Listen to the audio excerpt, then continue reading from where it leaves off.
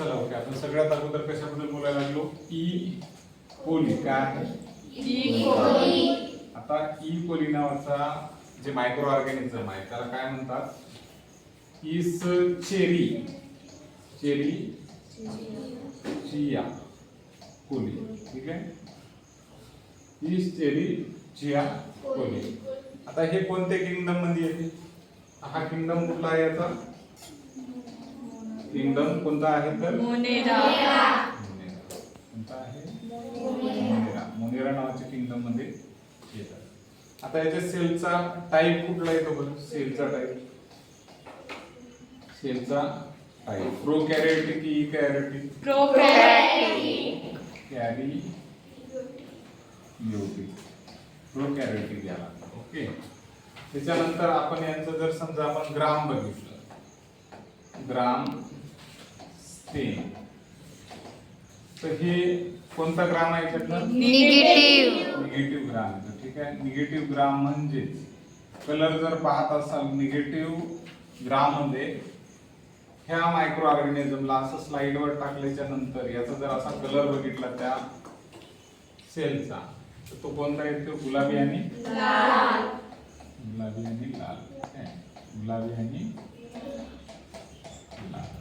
ठीक आहे, त्यानंतर आपल्याला जर याचा शेप बघायचा असेल, शेप, तर हा शेप कशासारखा असतो? Rod shape. ठीक आहे, रॉड शेप. त्यानंतर आपण जर बघायला गेलं तर याचे काही घटक आहेत आपल्याला. ठीक आहे, इकोलीचा इस चेरी चिया कोली म्हणजे ई कोली, याचे काही घटक आहे. पहिला घटक काय आहे ते? कॅप्सूल. काय ते? कॅप्सूलचं पहिलं काम काय आहे? संरक्षण protect. Okay, to protect the internal part. To protect the internal part of the sale.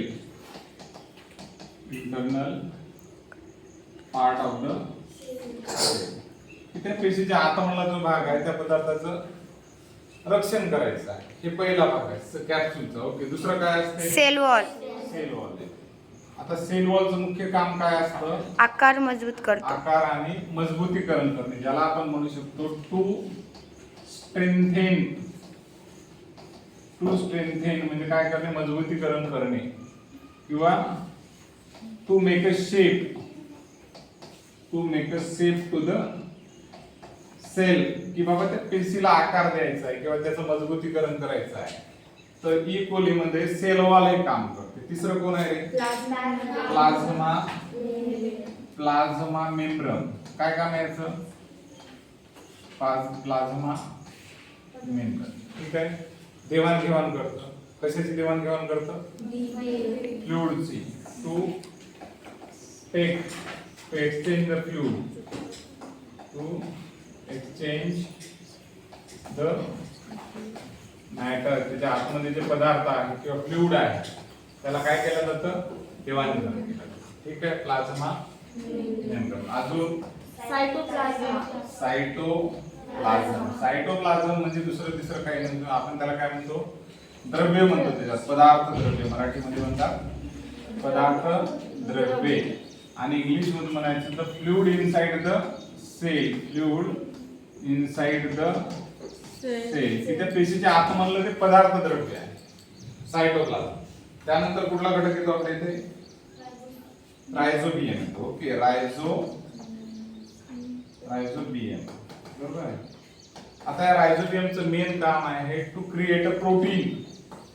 To create a प्रोटीनची निर्मिती. प्रोटीन म्हणजे प्रथिन. हे प्रथिनाचं निर्मिती करण्याचं काम कोण जर करत असेल तर रायबोझोम करतात. रायबोझोम. ठीक आहे, त्यानंतर कोण आहे? फिली.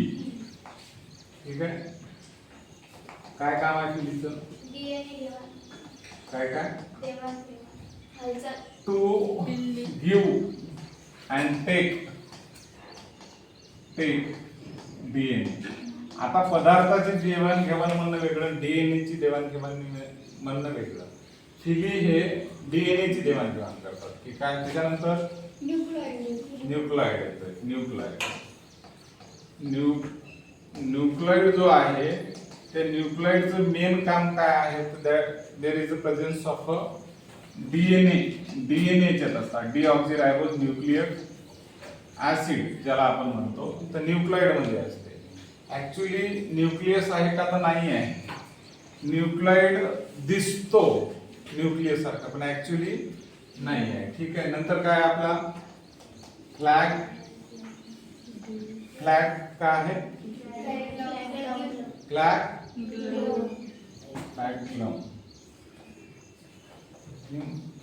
आणि हे फ्लॅगलम सेफ्टी सारखं जे असतं it helps to do movement की हे हालचाली करण्यासाठी मदत करत असतं. ई खोली मधलं फ्लॅगलम. अशा पद्धतीने लक्षात ठेवा की प्रत्येक गोष्टीचे फंक्शन काय. ओके.